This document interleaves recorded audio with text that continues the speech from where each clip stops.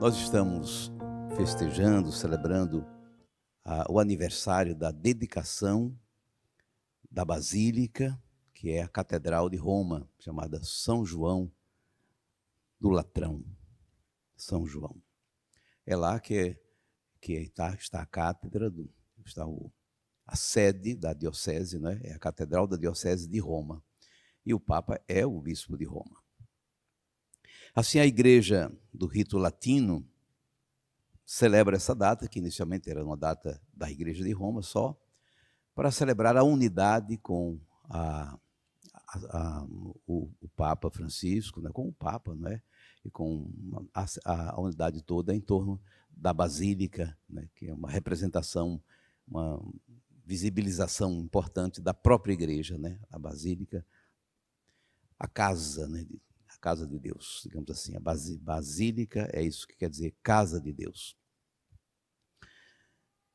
Aí eu perguntei aqui, para você comentar, você que está nos acompanhando na missa, acompanhando na televisão, acompanhando aqui no canal do YouTube, acompanhando no rádio, essa palavrinha, quem casa, quer casa, o que quer dizer?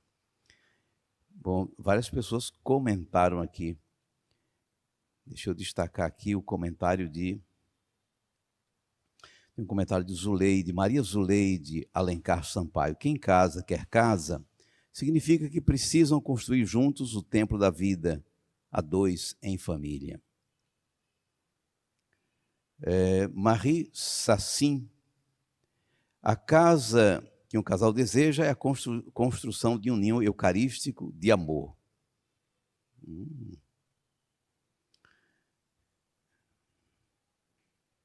Enilda não comentou. A Ana Amélia, quem casa, quer casa, quer dizer que a nova família precisa crescer independente da interferência da família de origem.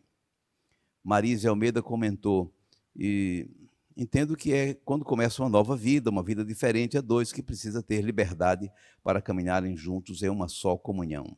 Zilma comentou também, é quando você se casar, você quer ter sua própria casa para morar e construir a sua, é assim que eu entendo, perfeitamente.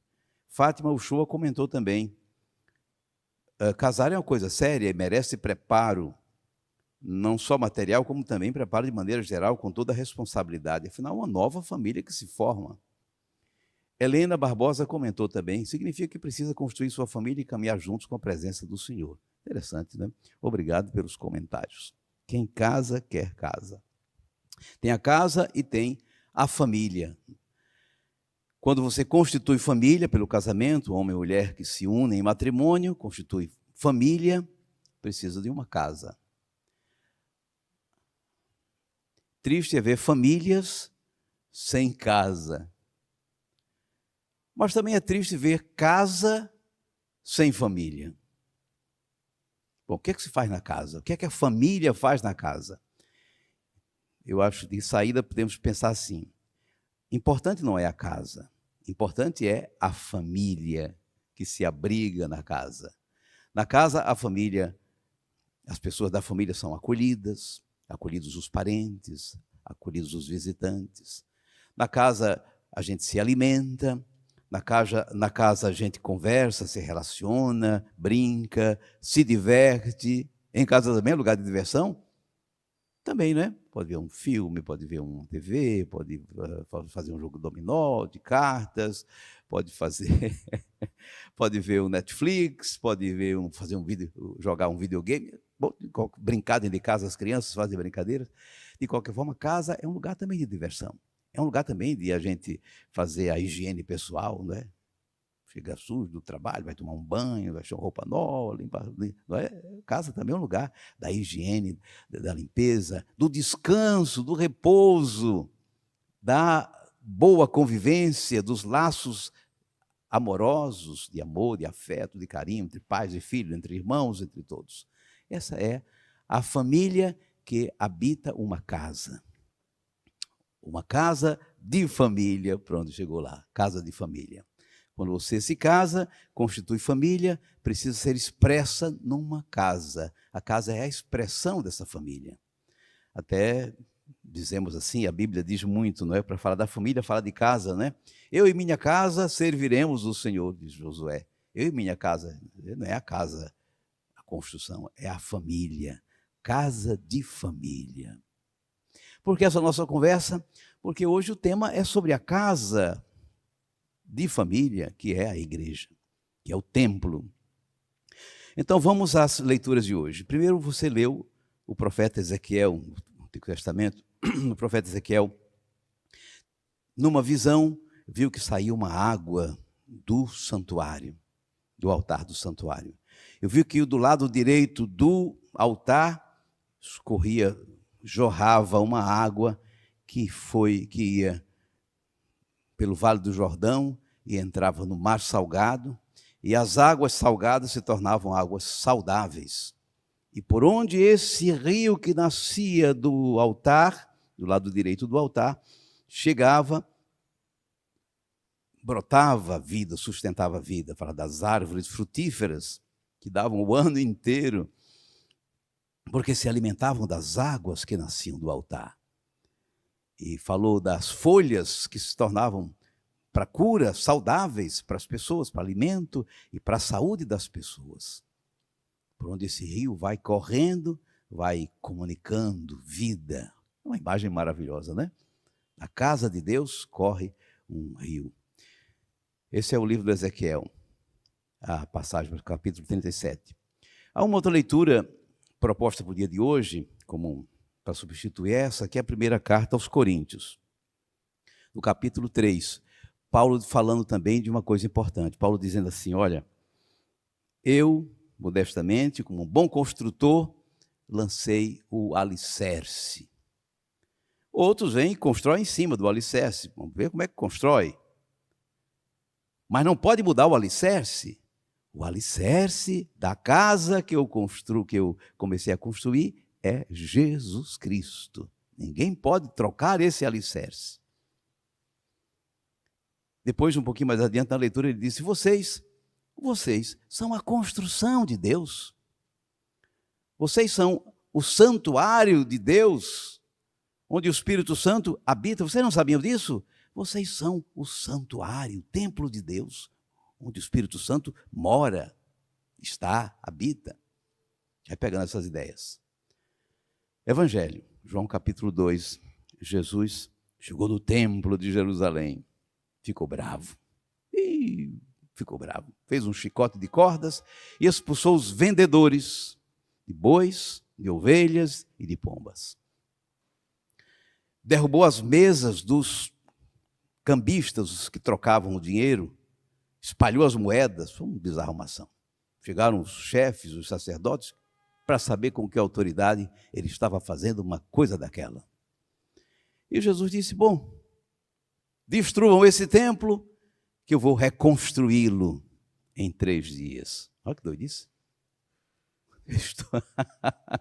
Claro, disseram, esse templo demorou 46 anos para ser construído, e você vai fazer em 3 dias? Que maluquice é essa? Depois João explicou, Jesus, ninguém entendeu, claro, mas depois da ressurreição, eles entenderam. Jesus, eles destruíram o templo, que era o seu corpo. Mas ao 3º dia, Jesus estava reconstruído, digamos entre aspas, ressuscitado. Eu reconstruirei de novo. O verdadeiro templo é o corpo de Jesus ressuscitado. É nele que nós encontramos Deus com a sua misericórdia, onde nos abrigamos. Agora veja só a relação com a primeira leitura.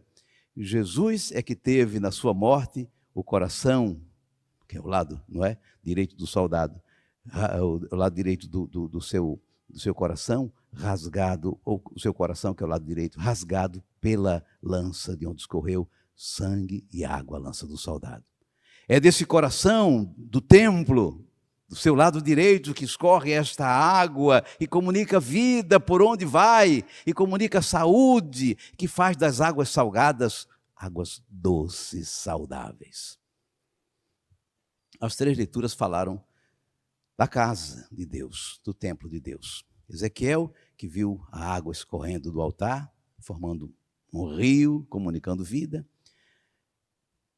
a casa de Deus que comunica a vida.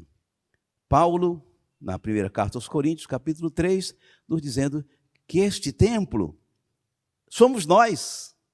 O alicerce deste templo é Cristo.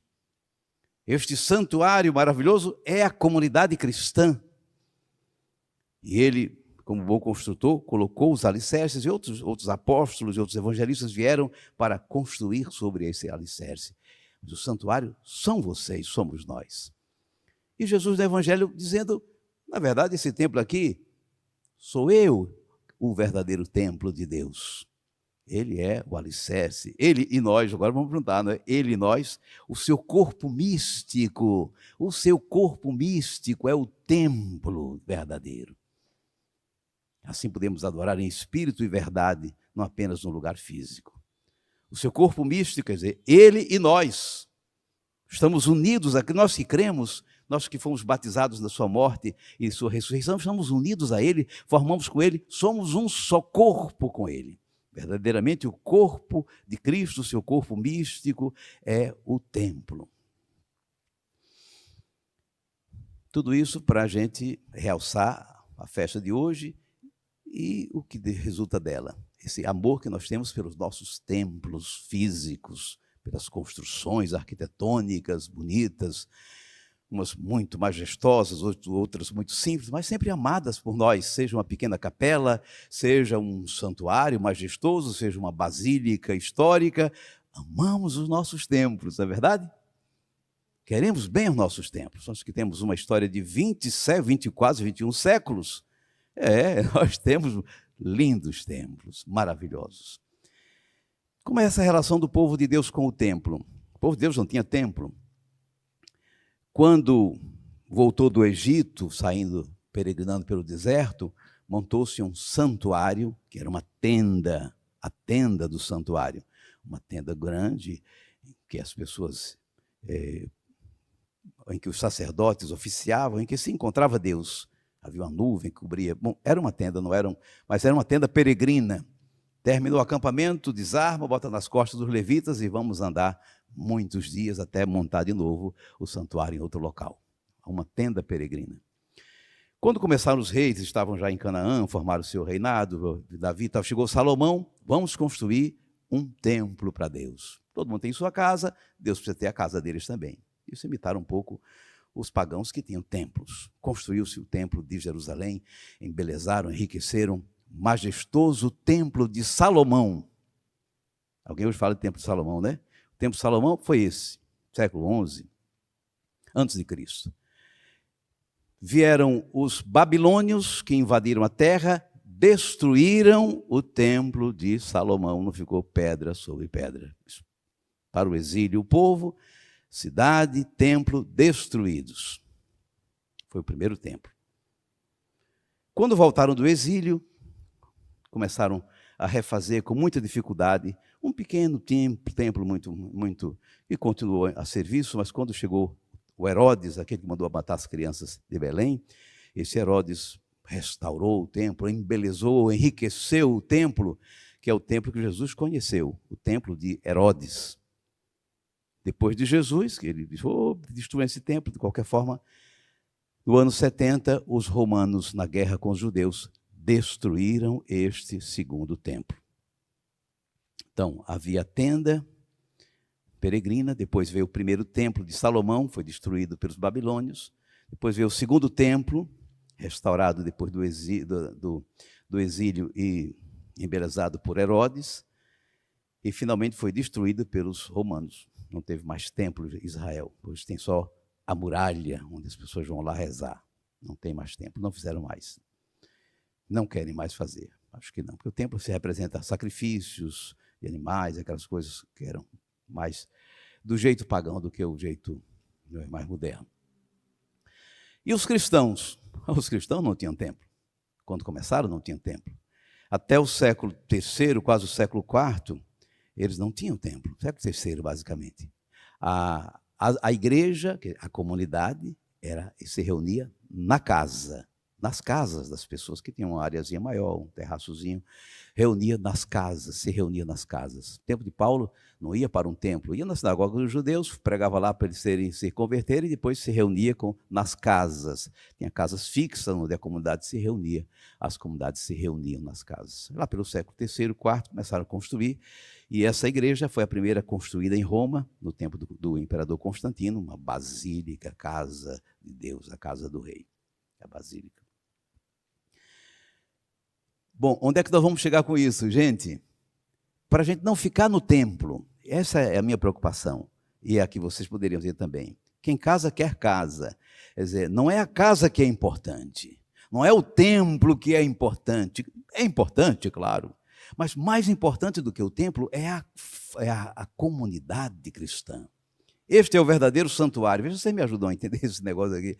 É o verdadeiro santuário onde o Espírito Santo habita. Mais do que as paredes. Nós gostamos das paredes, amamos as nossas obras arquitetônicas, nossas estruturas, nossas igrejas, e terminamos esquecendo a comunidade. Essa aqui é a minha preocupação para dizer a vocês. Não podemos esquecer a comunidade, porque a comunidade a família, essa que é importante. Porque existe o problema, um drama poderia ser um perigo. O primeiro perigo é ter uma casa sem família. Já viram casa sem família? Bonita aquela mansão, ninguém mora aqui. É uma coisa estúpida, não é? Assim nós temos igrejas sem comunidade, grandes templos maravilhosos, mas onde está a igreja viva? Aquela que Pedro falou, que vocês são as pedras vivas da construção de Deus, do santuário. Vocês é que são a igreja, vocês são as pedras desse santuário. E Paulo, eu lancei as dissesse que é Jesus, vocês são a construção de Deus, são o santuário de Deus. Existe igreja sem comunidade. Existe casa sem família, o que é muito triste. Porque a vocação desse templo maravilhoso é ser casa de família. Que família? A família de Deus, a igreja. Não só porque vai gente lá, mas porque estão unidas a Cristo e unidas uns aos outros como comunidade cristã.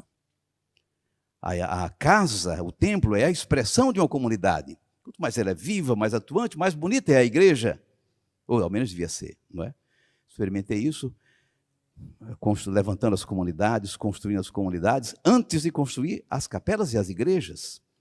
Quando construímos a matriz de São João Bosco em Caetés, havia igreja, havia comunidades, havia vida cristã, esse povo todo em mutirão, em oração, em luta. Levantamos uma bela igreja, ela expressa a comunidade, mas não podemos esquecer agora, é a igreja e o povo anulou. Absolutamente. A família em primeiro lugar. Pode até derrubar essa casa, faz outra, mas precisa ter a família. Casa sem família, esse é o primeiro risco. E o segundo risco é ser casa república. A de vocês não é assim, mas tem casa que já é assim, família que é assim. Tem aquela casa bonita, tem gente que mora, mas não tem família. Porque um entra, outro sai, sabe? Não tem relacionamento, não tem compromisso um com os outros, não tem vivência, cada um faz o que quer, é uma república.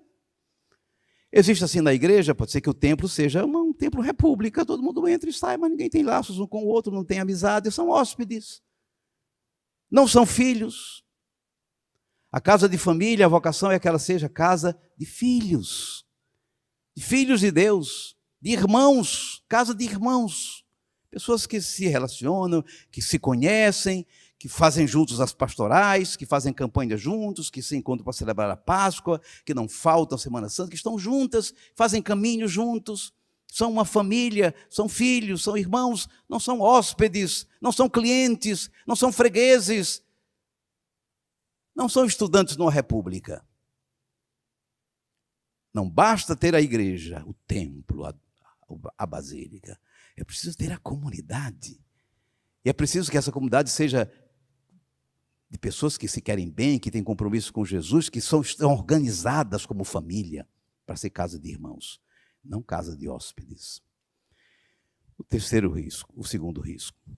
O terceiro risco é ser uma casa museu. Já viram isso?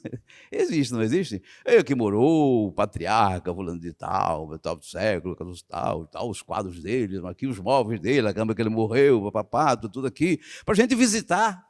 Meu Deus, a igreja, os nossos templos não podem ser museus, por mais tombados que estejam pelo Estado, para conservação, graças a Deus, se fizerem bem esse serviço, mas não pode ser museu, tem que ser casa viva, tem que ser uma casa de família, tem que ter barulho de criança, tem que ter choro de criança, tem que ter menino correndo, tem que ter vida, tem que ter festa de aniversário, não é que vai fazendo da igreja, estou falando disso, né? Mas que é uma comunidade que celebra, que caminha, que peregrina, não é um museu onde todo mundo vai só curtir um concerto, ou ver uma missa, espetáculo. Está me entendendo, não está? Graças a Deus. Amar os nossos templos, mas não querer que eles sejam casas sem família, sem comunidade. Querer bem celebrar as nossas igrejas, fazer festas e ungir os altares e tudo mais, mas que elas não sejam casas repúblicas de hóspedes. Seja casa de filhos e de irmãos. Amar as nossas igrejas, celebrá-las, mas não fazer delas museus que contam a história do passado, mas sejam casas de família que estão peregrinando, que estão se alegrando, que estão celebrando a morte de alguém, ou a vida, a chegada de alguém com os sacramentos, com vida, com alegria, com esperança, com compromisso com esse mundo que precisamos melhorar. Tira aí a sua lição, o seu compromisso, que você é pedra viva da igreja e não tem família se não tiver filhos responsáveis, e não tem família se não tiver pais e mães com responsabilidade e liderança e autoridade, e não temos família se não tiver laços amorosos e compromissos solidários. Louvado seja nosso Senhor Jesus Cristo, para sempre seja louvado.